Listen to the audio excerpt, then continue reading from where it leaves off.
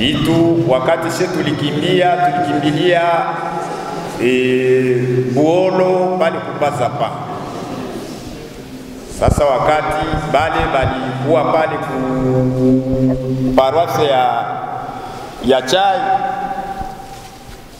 ndo bale badui bakabakamata na ndo bakaenda kuuia kule Kazaro pale ku Kazaro ku masomo ya Pefako. Basi na ndo bale bakakufa bale batu 14. Bale ba 15 ndo balizikiwa mule munyumba tu pale kunyumba bya vile tusa. Na ndo bye tulionaka bile. Ile wakati alitokea ndo Kinshasa alikuwa anatumika kwenye Bran. Sasa wakati alifika hapa ndo vita ikamkutana hapa. Na ndo pale akakufa. Utambie walimtaka wapi? Kunyumba Kazaro. Nyumba alikuwa kale kuna kula wakakia tu kubali. Sasa bale badui balikuwa balishakuwa pale ku masomo pale kupefako. Na ndo pale ile wakati akukua tena kutoka na kuingia. Ilikuwa siku ya pili. Mwile siku ya pili kuchia siku ya 3 ndo wakati masasi ilianja kulia ajabu kule. Na ndo bakaua wale watu wote. Sasa kujua wewe ulikuwa na miaka ngapi? Ulikuwa unafaa kitu gani wakati? Ile wakati nilikuwa tu na mimi nishakuwa mtu mzima ile wakati. Yeye ndo alikuwa mkubwa mwanangu. Ndo alikuwa mkubwa yangu ile wakati. Sasa bado shetu kakimbilia kubaza pa Buolo. Sasa hapo wakati balikuwa nyuma, sasa banataka kuvuka ile wakati ndo bakabaua, bakabatosha pale ku paroisse, bakenda bauia kule ku Pefako pale ku masomo Kazaro. Sasa nyinyi mlikiachwa kama balibaua? Ba jirani ndo balikiaka tuambia. Wakuelezeaga waliuliwa namna gani? Kisu, mpanga, bunduki nini? Ile wa semeni nyuma ya nyumba ndio kwenye si wote babanetu wote walikuwa wanaongea juu ya problemu ya vita. Kisha kadogo ilikuwa ma 15h20 tukasikia masasi inalia mingi. Eputa sisi tulikuwa nyumba. Tukafunga milango, hatukujua kama wao walikimbilia wapi au wapi. Kumbe waliwakutaka bawili wakakimbilia mbele ya mlango. Bakabakuta pale bakabaua. Sasa libaua niko mnyumba, nikalala mule ile siku bila kufungula mlango. Nikalala mule mardi, mercredi, jeudi. Vendredi asubuhi sisikie tena masase inaanza lilia pale kudapu. Juu kwangu ilikuwa tu pale kudapu. Nikasema acha nifungule mlango. Nikafungula mlango. Nikaangalia huku na huku sikuona kitu. Nikasema acha nitoke niende niangalie kwanza pale kudape. Sasa nilichomoka hivi kudape nikakuta basoda wa kila mbele. Biko wanaongea lugha zenye sikujua. Na niko na bebe mgongo kisha wakaniambia, "Unafuata nini huku mama? Ukatafuta nani?" Nikasema hapana, niko tafuta bwanangu. Juu depuis le mardi balikuwa wanaongea nyuma ya nyumba. Mimi sikumuona tena. Bakaniambia kama mama rudia, uko na mtoto, watu wanakufa bengi sana. Tena bakaniuliza, "Hii njoka?" Nikawaambia hapana, haiko kaa. Bakaniambia rudia nyumba na mtoto. Nikawaambia ndavuka, niende niangalie kama alikimbilia kule kwao. Bakaniuliza ngamo ya wapi? Nikasema Kadutu. Bakanisindikiza, mwao bakanisindikiza kanifikisha. Nikashuka ngambo nikateremuka. Nisha kwa ngambo mimi naona garso wa jirani anachomoka. Nikamuuliza wapi kwenye babeli niko? Akaniambia hapana.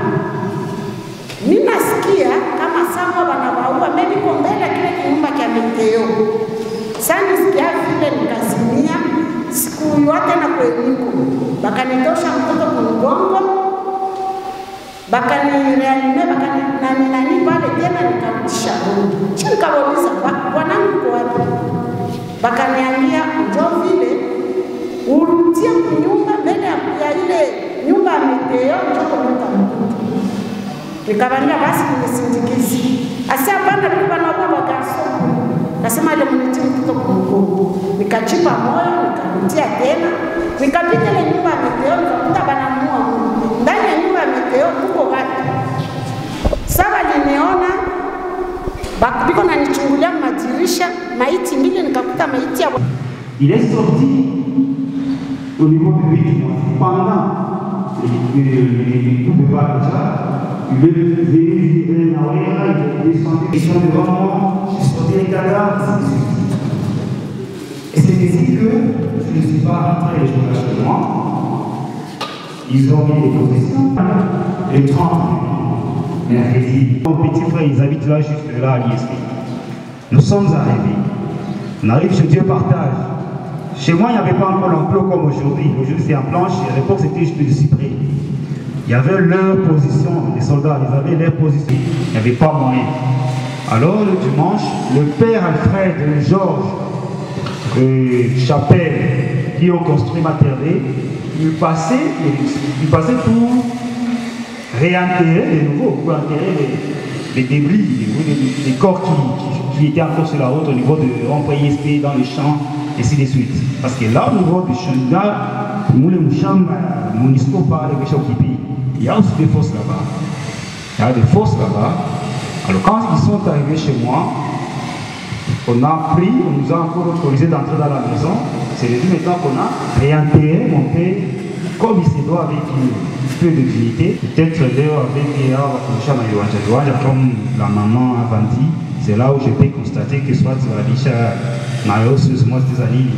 mais comme je respecte, j'avais demandé à mon vieux là-bas de déterrer pour aller bien enterrer mon père récemment. Bon, ce qui n'a pas été fait, il m'a dit qu'il va appeler ma hausse au père et père. Mais ce qui n'a pas été fait parce que les livres ont dit que les Tchèques parlaient. Oui, idée. Après une semaine, ou un mois, 2 mois, je suis parti à l'Iran à pied avec mon oncle. Et là, je vis des cadavres dans l'eau, des ventres complets. Il n'y avait pas le choix. C'est ça un peu. Oui. Le premier janvier qui a été repéré avec certitude après le renseignement recordé par. Mais la ville a été totalement détruite. Nous connaissons encore les noms des gens qui ont été tués comme victimes de cette guerre. Je me rappelle, j'étais encore petit, mais j'avais entendu que le président Mobutu, à peine arrivé au pouvoir et après cette guerre, il avait donné l'ordre de nettoyer la ville parce qu'il disait qu'il allait la reconstruire. La population de Kivu en général et à la population de Bukavu en particulier. Après ce bref aperçu des premières guerres, parlons maintenant des guerres quand le Kivu, et le Kivu en général, mais c'est le Sud Kivu qui nous intéresse, quand le Sud Kivu paye les lourds tribus. Je venais de dire que nous avons payé les lourds tribus dans nos villages, dans nos villes, à Uvira comme à Bukavu. Et donc, je voudrais dire que c'est par devoir de mémoire que j'ai accepté modestement à faire partie du parterre des scientifiques choisi par SOS Justice pour apporter notre contribution, notre modeste contribution à cette journée souvenir dédiée aux victimes des guerres de 1996-98.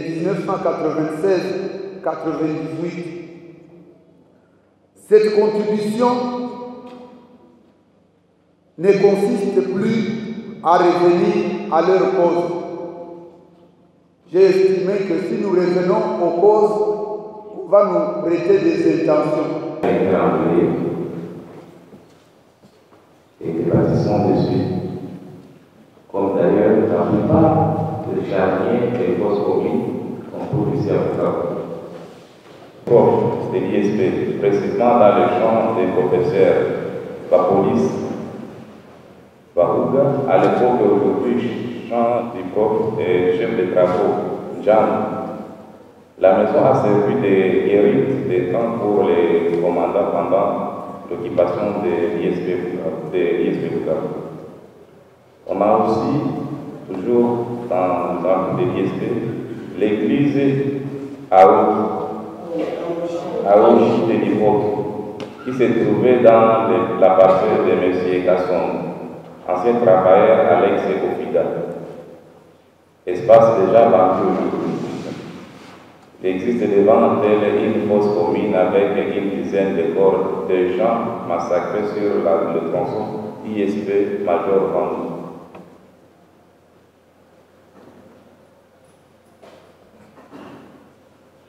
On parle des hommages.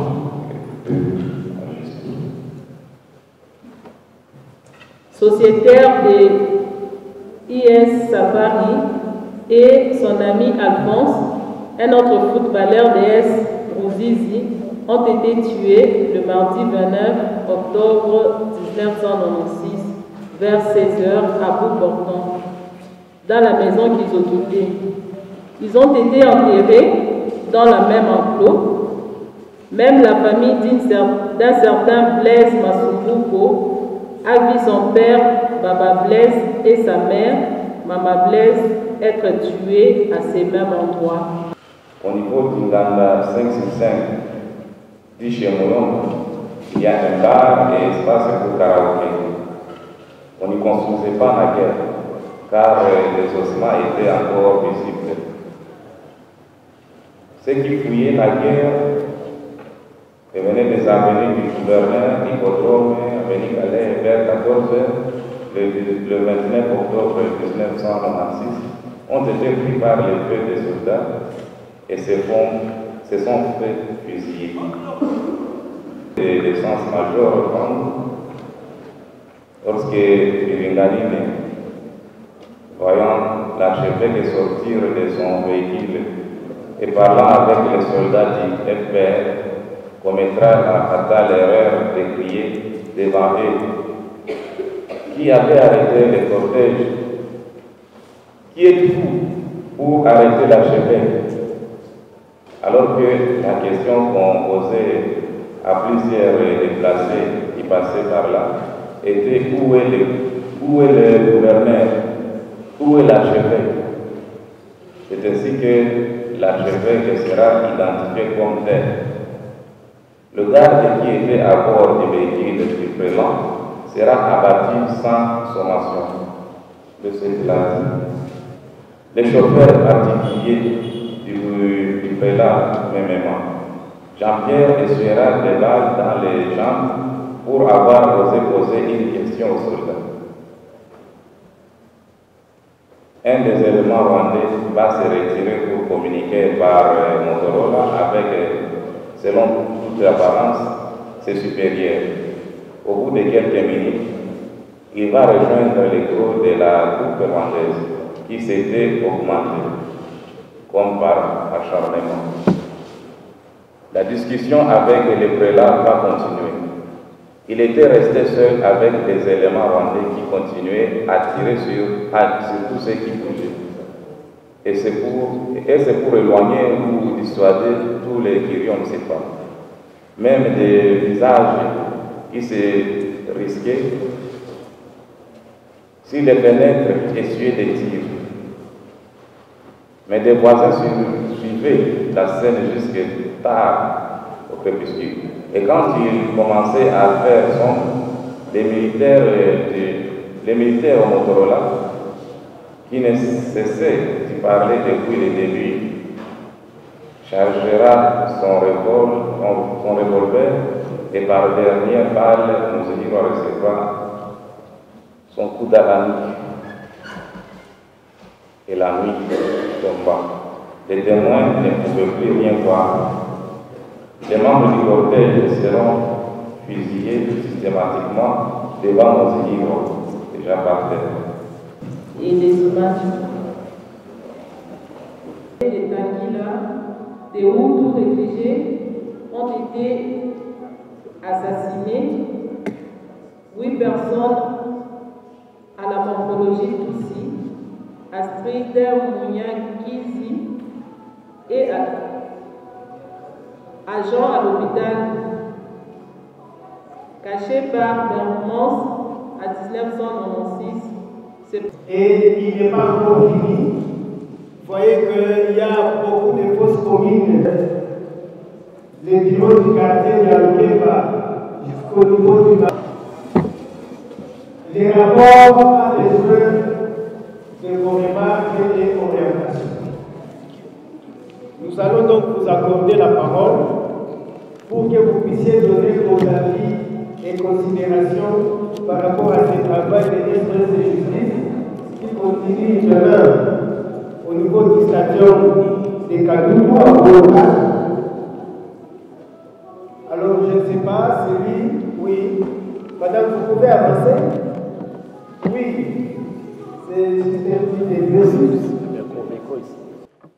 Aujourd'hui, nous ne pouvons que féliciter l'organisation SOS Justice et ses partenaires d'avoir mis à profit cette journée souvenir Muzihirwa ainsi que les rapports mapping qui défrayent encore la chronique et l'actualité pour initier cet atelier. Cet exercice de la mémoire appelé à être présenté sous forme de rapport comme un travail plus scientifique que politique et qui, nous venons de l'entendre, consistera 1. À recenser exhaustivement, objectivement et sans passion les noms des victimes. 2. À situer, si possible, avec exactitude et précision, les dates des crimes et les sites de la ville où existeraient des fosses communes ou des sépultures individuelles. 3. À honorer la mémoire des victimes par une justice équitable et par un mémorial collectif qui inscrira leur nom dans l'histoire du pays et de la province. Ces lieux de mémoire et de recueillement sera érigé à un endroit à proposer aux autorités de la ville de Bukavu ayant la gestion des monuments et des places fortes dans leurs attributions. C'est sur ces souhaits ardents et tout en laissant les autres recommandations utiles à l'appréciation des participants que nous formulons au nom de son Excellence, Monsieur le Gouverneur de province empêché, nos vœux de plein succès aux présentes assises avec l'espoir que le gouvernement provincial sera parmi les premiers destinataires du rapport final des travaux. Nous vous remercions. Là où nous avons été obligés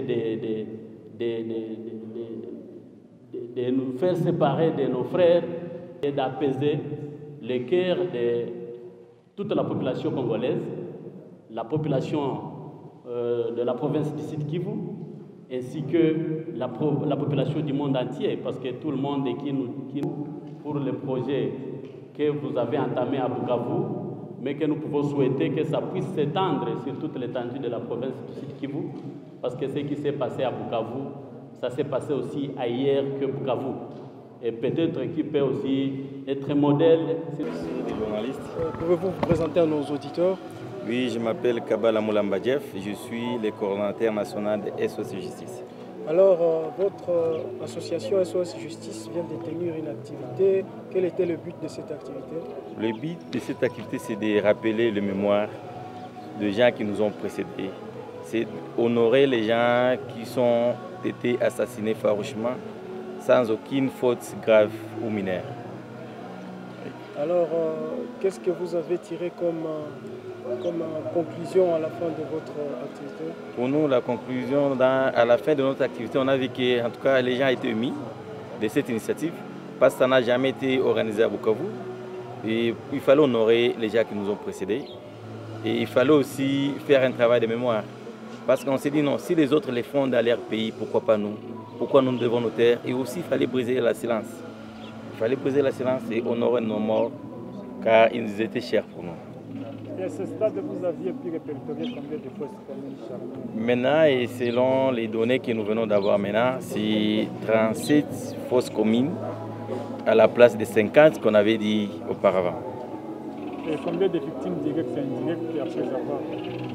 En soi, nous ne saurons pas compter les victimes directes ou indirectes par le fait que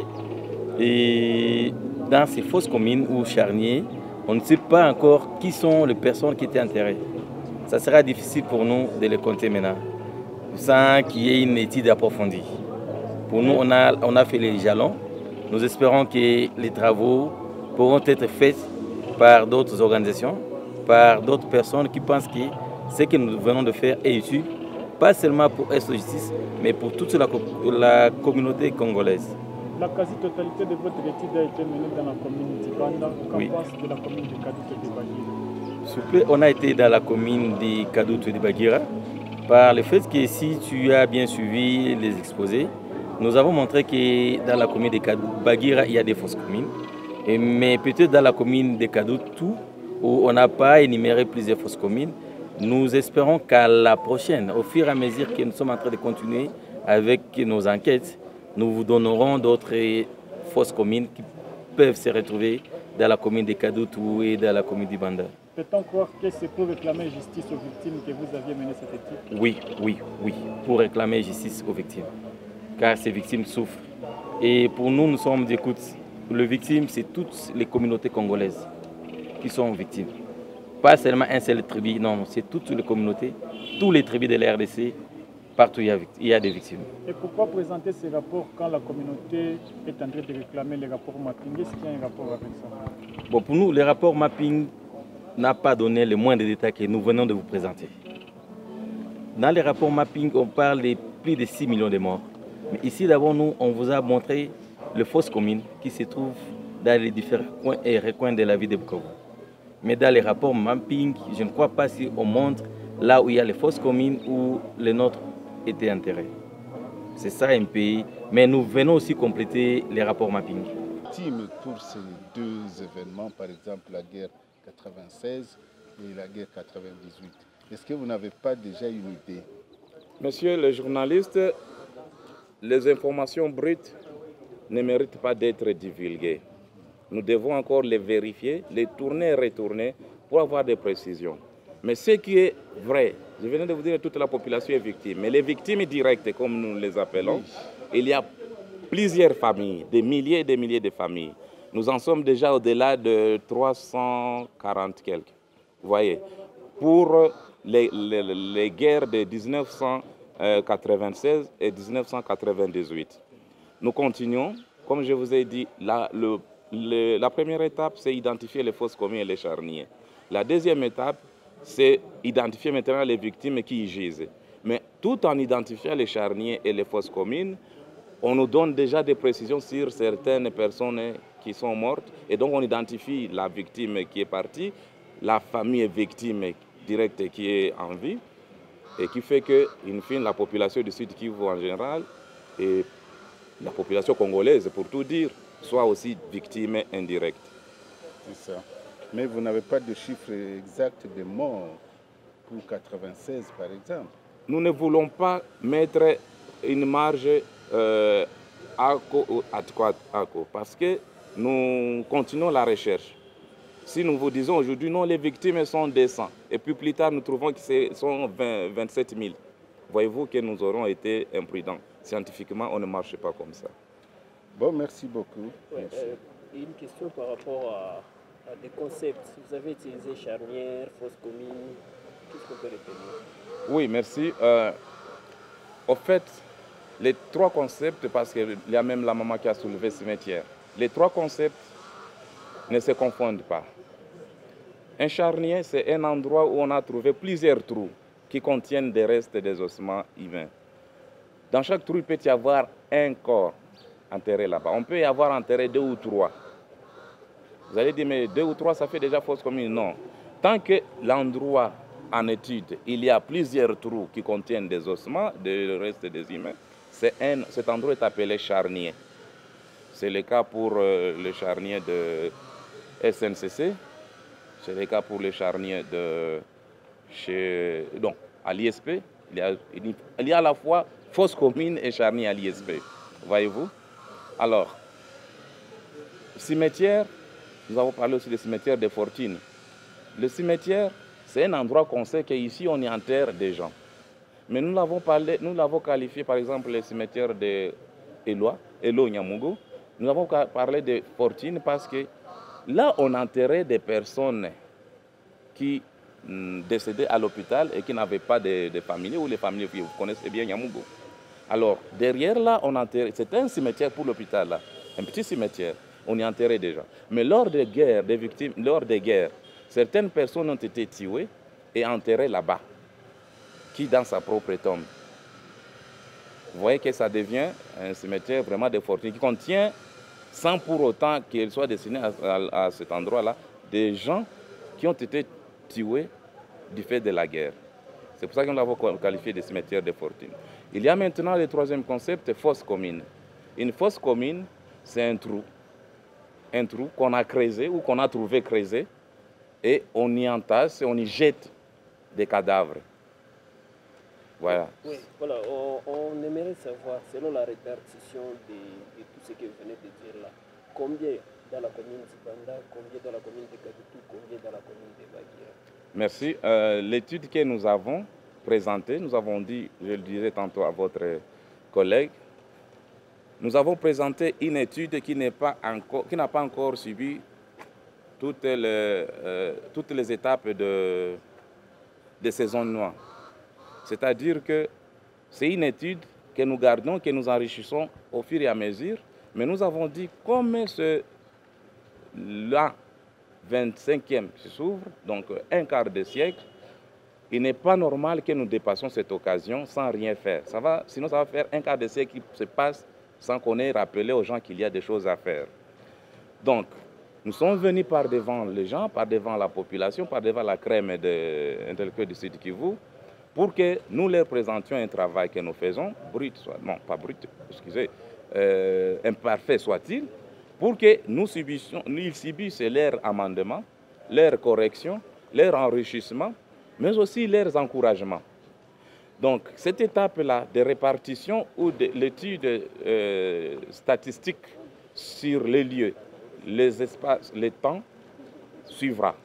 Jusque-là, nous ne l'avons pas encore appliqué sur les rapports alternatifs que vous avez vus. Je suis un scientifique, je ne pars pas avec des estimations. Je fais l'étude, je découvre, je galvanise. Parce qu'on a vu hier, on a parlé cinquantaine, aujourd'hui 34. Voilà. Par rapport au nombre 50 qui est passé déjà dans les médias, c'était une fuite. C'était une fuite parce que, au fait, nous avons déjà des renseignements préliminaires sur plus de 50. Et pour être précis, c'est 53. L'endroit où on peut trouver soit une fosse commune, soit un cimetière de fortune, soit un charnier. Les renseignements que nous avons indiquent déjà sur 53 endroits. Mais nous avons tablé sur 39 qui ont déjà subi notre étude, c'est-à-dire vérification, recherche, emplacement. C'est ce que nous avons projeté. Les restes là, ils suivront. Voilà ce qu'il fallait placer pour la clarté par rapport à ce qui s'est déjà dit dans les médias. Mais vous êtes allé au-delà de la ville de Bukavu avec ces 34. C'est 39. Oui, vous avez vu que nous avons ajouté la fosse commune de Kavumo. Nous avons dit pourquoi. Nous avons dit que c'est parce que d'abord, les officiers qui y gisent sont venus de Bukavu, n'est-ce pas? Pour être tués malheureusement de ce côté-là. Ensuite, Bukavu et Kavumo, ce n'est pas si loin. Mais aussi, il ne faudrait pas, comme nous avons déjà mené des études là-dessus, il ne faudrait pas que nous plongions ça dans la base de données non encore vérifiée ou non encore étudiée. Voilà pourquoi nous avons mis la fosse commune de Kavumu. Nous avons des informations sur les fosses qui sont à la sucrerie de Kiliba. Ça aussi, vous avez vu. La sucrerie de Kiliba, ce n'est pas très loin de Bukavu. Mais aussi, nous avons déjà dépêché au moins.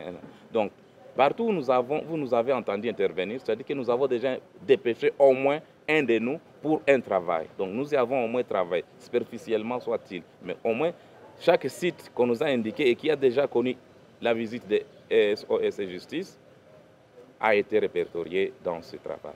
Ceux qui n'ont pas encore été fait objet de recherche par nous, sont encore dans la réserve. C'est pour ça que nous ne pouvions pas les faire figurer sur la liste. Merci maître. Est-ce qu'on peut retenir votre nom? Je disais tantôt que je réponds au nom de maître Pascal Windinfizi.